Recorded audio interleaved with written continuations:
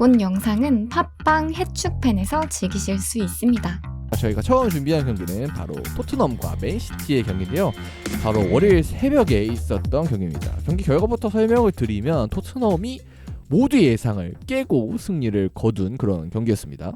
일단 얘기하기 전에 저는 사실 토트넘이 어느 정도 승점을 딸 수도 있겠다라고 생각을 했던 게 이게 홈에서 특히 토트넘이 맨시티를 상대로 강한 모습이 이어져 오고 있었거든요. 근데 그런 게 이제 벌써 4시즌째 반복이 되면서 이번에도 토트넘이 맨시티를 상대로 홈에서 승리하게 되었습니다. 토트넘이 계속 꾸준하게 맨시티를 상대로 홈에서는 굉장히 좋은 모습을 보여줘오는 전통이라고 할까요? 기록은 이어지게 됐는데 저도 그래도 토트넘이 무승부 정도는 할 수 있지 않을까 생각을 했는데 진짜 이길 거라고는 전혀 생각하지 못했어요. 그럼 이제 경기로 좀 돌입을 해보면 이제 선발 라인업은 토트넘이 이제 기존의 3-4-3을 그대로 가동을 했습니다. 그리고 이번에 최근에 영입됐던 페드로 포로는 벤치에서 출발을 했고요. 맨시티는 조금 많은 변화가 있었어요. 일단은 리코 루이스를 활용한 3-2-4-1 내지는 3-2-3-2 포지션을 그대로 가동을 했는데요.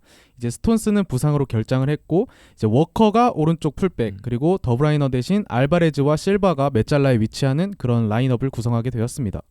일단 그냥 객관적으로 봤을 때 후보에 뭐 후벤 디아스는 다쳤다 치더라도 뭐 라포르테라든지 아니면은 뭐 귄도안, 케빈 더브라이너 이런 선수들이 벤치에 있는데 이거는 굳이 이런 선택을 했어야 됐나라는 생각이 먼저 들었거든요. 일단 제일 놀라웠던 게 데브라이너가 선발에서 제외된 게 가장 놀랍고 물론 요즘 계속해서 선발로 뛰면서 언젠가 한번 쉬어줘야 되는 타이밍이 오긴 했지만 그래도 토트넘이 상대적 강팀인데 과연 이 경기에서 데브라이너에게 휴식 혹은 뭐 전술적 제외를 했어야 됐나? 이런 생각이 들고 그리고 좀 놀라웠던 게 알바레즈가 좀 같이 나오면서 좀 공격적인 라인업을 구성을 했는데 결과적으로는 좀 실패로 돌아간 느낌이에요.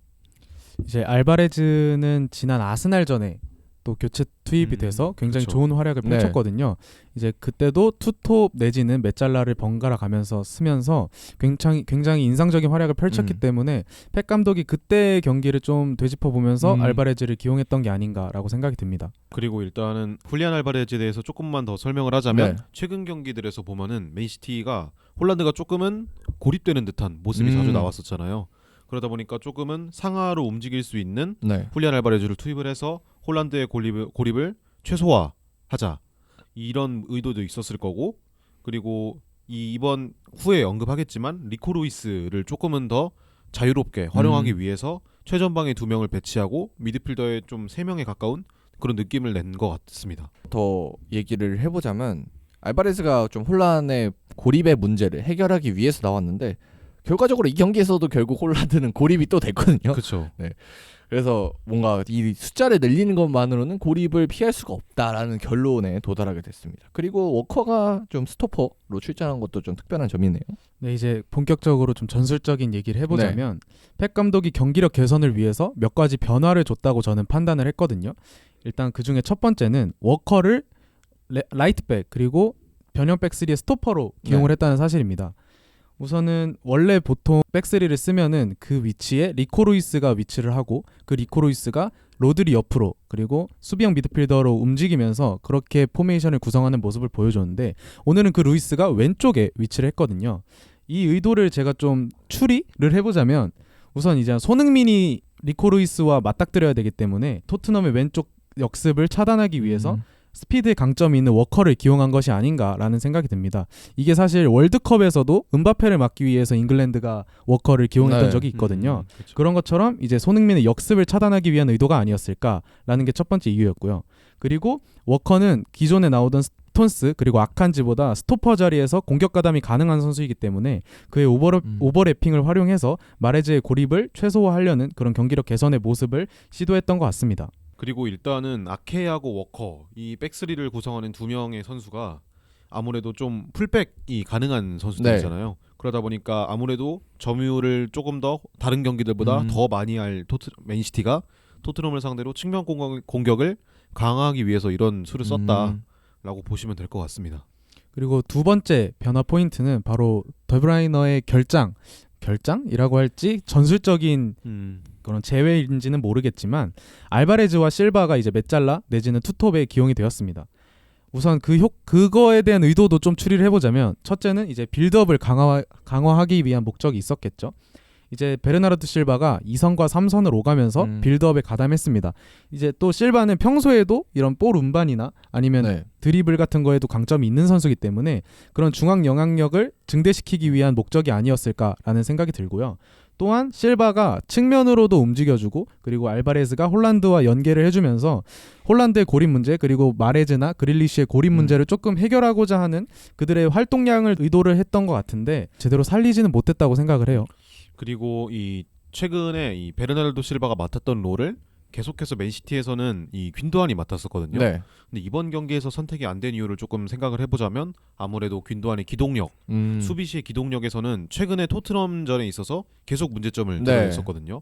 그렇기 때문에 아무래도 베르나르도 실바를 이 역할로 줬을 가능성이 높고 그리고 베르나르도 실바 역시도 이 시티의 3-2-5 포메이션이라고 쉽게 얘기를 할게요. 네. 이 3-2-5 포메이션에서 이 역할을 맡는 로드리 옆에 서는 이 리코 루이스 역할을 수행한 적이 있어요. 지난 네. 첼시전에.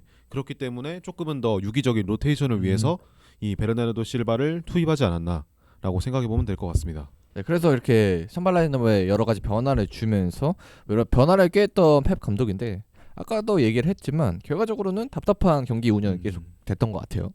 우선 가장 큰 포인트는 역시 더브라이너의 결장으로 네. 인한 경기력 저하가 뽑을 수 있을 것 같은데 그 자리에 나왔던 알바레즈, 실바 모두 더브라이너만큼의 공격 창의성이나 아니면 패스 능력을 가지고 있지 않기 때문에 특히 알바레즈는 박스 부근 그리고 내지는 하프 네. 스페이스를 노려주는 움직임이 많이 아쉬웠어요. 그래서 보통 같았으면 더브라이너의 얼리 크로스나 네. 아니면은 측면을 파괴하는 그런 가담 움직임이 필요했을 텐데 알바레즈는 그런 부분에서 많이 아쉬웠던 것 같고요. 그래서 볼을 많이 가지고 있었거든요. 아마 65% 정도의 점유율을 가졌던 걸로 기억을 하는데 그 와중에도 기회 창출을 많이 하지 못하면서 오히려 토트넘에게 압박을 역습을 당하려는 역습을 내주고 마는 그런 빌드업을 반복했던 것 같습니다. 그리고 맨시티 경기를 할 때 항상 얘기하는 문제점이지만 이 인버티드 풀백 네. 안으로 좁혀 들어오는 풀백을 사용하다 보니까 아무래도 오버래핑을 하기에는 좀 힘든 그런 환경이잖아요. 그러다 보니까 윙포워드가 글릴리시, 마레즈 이 두 선수들이 상대 수비수와 2대1을 하는 상황이 계속해서 나와요. 맞아요. 아스날 같은 경우에는 사카가 2대1을 하면은 벤 화이트가 오버래핑을 네. 하면서 압박을 풀어주는 모습이잖아요. 하지만 그 맨시티는 이런 모습이 나오지 않고 있고 그릴리시 마레즈라고 혼자서 2대1을 계속 뚫어낼 수 네. 있는 것도 아니기 때문에 조금 답답한 경기력이 계속해서 이어지지 않나 생각이 듭니다. 저는 그나마 좀 오른쪽은 워커가 그래도 조금 도와줬다고 생각이 드는데 왼쪽은 거의 그리시 혼자만 플레이하고 그다음에 그리시마저도 안쪽으로 들어오면서 왼쪽 측면에 아무도 없는 그런 힘을 자주 봤거든요. 그렇죠. 그리고 그럼, 이제 그릴리시를 상대하던 이제 에메르송이 오늘 엄청난 활약을 보였기 그것도 때문에 있죠. 이제 양쪽 측면 공격을 개선하려는 의도가 있었음에도 그것이 정확히 먹혔다라고 보기엔 어려운 경기였던 것 같습니다. 네, 그리고 알바레즈도 뭔가 투톱 형태잖아요, 결국은. 원래 투톱을 막기 위해 나온 게 3백이잖아요. 근데 3백인 팀을 상대로 뭔가 투톱을 사용하면서 뭔가 억지로 뭐 자기 자신이 카운터가 된 그런 느낌도 있었던 것 같아요. 어차피 뭐 톱을 늘린다고 3백을 뚫기가 더 수월해지는 건 절대 아니기 때문에 오히려 미드필더 숫자를 늘리는 걸 많은 팀들이 선택을 하는데 좀 공격수를 늘린 게 뭔가 머릿속에 물음표가 뜨는 그런 변화였던 것 같습니다. 그리고 또 하나 저는 궁금증이 든 게 이 리코 루이스 최근에 계속해서 기용되고 있잖아요. 맞아요. 요즘은 균도안보다도 그냥 리코 루이스가 당연히 선택이 되는 그런 느낌이에요. 네, 레프트백, 라이트백 가리지 않고 계속해서 선발로 나오고 있는데 이 선수를 과연 맨시티 정도 되는 팀에서 계속해서 사용하는 게 맞나? 나이도 어리고 어린 거에 비해서 전술적인 이해도도 높고 잘하는 건 맞지만 이 선수를 계속해서 사용하는 게 맞나라는 생각이 조금 들기 시작하는 것 같아요. 이 경기에서 아쉬웠던 거는 사실 펩의 선택에 대한 영향도 있었다고 생각하거든요. 그쵸. 이게 제 친구거든요. 2004년생인데 진짜 엄청 어려요. 그러니까요. 이게 수비형 미드필더로 올라가서도 충분히 전술적인 이해도를 많이 수행해주는 선수였거든요. 근데 오늘은 수비형 미드필더 중에서도 왼쪽에 위치를 했잖아요. 근데 루이스가 이제 오른발잡이기 때문에 평소에 루이스가 보여주던 측면 가담이나 아니면 패스적인 부분에서 평소보다 조금 더 불안했던 그런 경기는 이제 펩의 선택에 의한 결과였다고 생각을 합니다. 그리고 리코 루이스 같은 경우는 펩의 스타일에 엄청 잘 맞는 선수라고 생각이 들고 그래서 뭔가 키우려고 하나? 뭐 사실 아스날의 예를 들자면은 사카가 엄청 초반에 막 윙백으로 뛰면서 좀 고생하던 때가 있었거든요. 와, 그다음에 저 선수 저렇게 어린 선수인데 많이 써도 되냐 이런 얘기가 똑같이 있었던 걸로 기록하는데 결국은 이제 사카는 결국 그걸 다 이겨내고 컸단 말이에요 지금. 그렇죠. 그래서 뭔가 그 사례를 생각해 보면 뭐 이렇게 키우는 것도 맞나 이런 생각은 드는데 근데 그때 아스날과 지금의 맨시티가 다른 거는 맨시티는 우승을 노려야 되고 그때 그쵸. 아스날은 거의 유로파 가고 이제 챔스만 가면 와 우린 엄청 성공했다 이런 정도였거든요. 그렇죠, 그렇죠. 그 차이점이 있는데 이렇게 하는 게 맞나라는 물음표도 좀 드네요. 저희가 이제 맨시티가 많은 변화를 줬다 보니까 거의 오랫동안 맨시티 얘기만 하고 있는데 사실 토트넘도 굉장히 잘한 경기거든요. 일단 토트넘의 포인트를 살펴보면 전방 압박이 굉장히 유기적으로 네. 이루어졌다는 게 유의미하다고 생각하는데 맨시티가 후방 빌드업 그리고 중앙을 통한 빌드업을 굉장히 중요시하는 팀이잖아요. 네. 그래서 토트넘은 이제 전방 자원들을 맨투맨 압박시키면서 맨시티의 후방 빌드업을 방해하려는 의도를 보여줬습니다. 아무래도 지난 경기인 아스날전을 조금은 참고한 네. 게 아닌가라는 생각이 드는 그런 압박이었어요. 이게 토트넘 첫 경기 지난 맞대결에서도 똑같이 반복됐던 실수인데 토트넘이 맨시티의 후방 3-2 라인을 압박을 하자 이거를 롱패스로 걷어내거나 측면으로 빼주는 움직임도 필요하다고 생각하는데 또 그냥 무리하게 로드리가 이번에도 리코로이스에게 볼을 내주다가 호이비르한테 볼을 내줬거든요.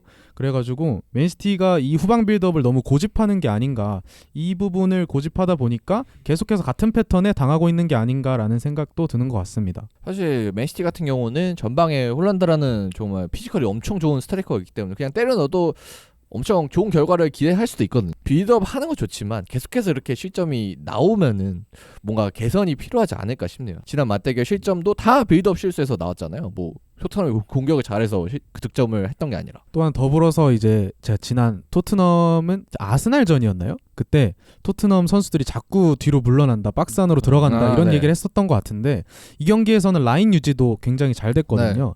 이제 토트넘의 두 명의 미드필더 벤탄쿠르랑 호이비에르가 필요 시에는 상대방의 투볼란치를 강하게 압박하면서 라인 간격도 잘 유지하면서 오늘 경기는 토트넘의 장점인 역습이 잘 발휘됐던 것 같습니다. 그리고 추가로 더해서 저는 토트넘의 측면 공격수들이 수비 가담을 좀 열심히 하면서 맨시티 윙들을 좀 많이 잘 고립시킨 것 같아요. 손흥민이나 아니면 오른쪽에 클레스웨스키나 좀 많이 내려오면서 수비 가담도 잘 하는 모습을 보면서 지공 상황에서 이렇게 전방 압박 상황뿐만 아니라 수비가 좀 잘 된 경기이지 않았나 이렇게 생각이 듭니다. 이제 마지막으로 한 명을 언급하고 넘어갈 텐데요. 에메르송이 오늘 저는 토트넘 이적 후 제일 잘했다고 해도 무방할 정도의 활약을 펼쳤다고 생각하거든요. 이제 포로가 영입이 됐는데 벤치에 앉아 있었죠. 저는 사실 포로가 후반전에 투입될 거라고 경기 전에 예상을 했는데 이거 빼면 안 되겠더라고요. 네, 그렇죠. 토트넘이 이기고 있는 상황이기 때문에 굳이 공격력이 좋은 포로가 필요가 없었죠. 이제 에메르송이 원래 수비는 어느 정도 해주는 선수였거든요. 네. 그래서 이 경기에서도 이제 태클 성공률 50% 그리고 걷어내기 6번, 헤더 클리어 3번, 가로채기 2번, 리커버리 5번을 기록하면서 그릴리시를 굉장히 잘 압박했던 것 같습니다. 진짜 뭔가 경쟁자가 들어와서 그런지 좀 생존의 위협을 느꼈던 것 같아요. 그리고 앞서 언급했듯이 좌측 공격이 조금은 맨시티가 강하지 않았다는 점 역시도 에메르송 폼에 영향이 있지 않을까라고 생각이 듭니다. 에메르송에게 크게 압박이 들어가는 모습도 없었고 그리고 에메르송 쪽으로 공이 와도 족족 에메르송이 잘 차단을 했기 때문에 이번 경기에서 시티의 뭔가 측면 공격이 더 답답한 흐름이 되지 않았나 이렇게 생각이 듭니다. 그래서 결국 맨시티가 이렇게 좋지 않은 경기력을 펼치면서 1-0으로 지게 되면서 아스날 입장에서는 엄청 더 뭔가 우승에 가까워졌을 법하지만 이제 이번 경기는 또 아스날도 졌기 때문에 그렇죠. 뭔가 그대로인 상황이긴 하거든요. 그래도 뭔가 한시름 던 것 같아요. 아스날은 패배를 했는데도. 네, 그리고 곧 있으면 또 맞대결이 있기 때문에 맨시티의 분위기가 이렇게 좋지 않다는 점은 아스날 입장에서는 충분히 역이용할 만한 상황이지 않나라는 생각이 듭니다. 네, 그래서 결국 정리를 하자면 맨시티 입장에서는 이 경기를 지긴 했지만 결국 다음 아스날전이 엄청나게 중요해졌고 이제 그 경기를 잡아야 좀 우승 가능성이 좀 생기게 된 상황이라서 이 문제를 사실 아스날도 FA컵 경기를 돌아보면 알고 맨시티의 문제를 알고 똑같이 공략하는 모습을 보여줬기 때문에 맨시티 입장에서도 뭔가 좀 변화가 필요할 것 같긴 해요. 그리고 맨시티가 지금 승점을 보면은 4등 뉴캐슬이랑 5점 차거든요. 네.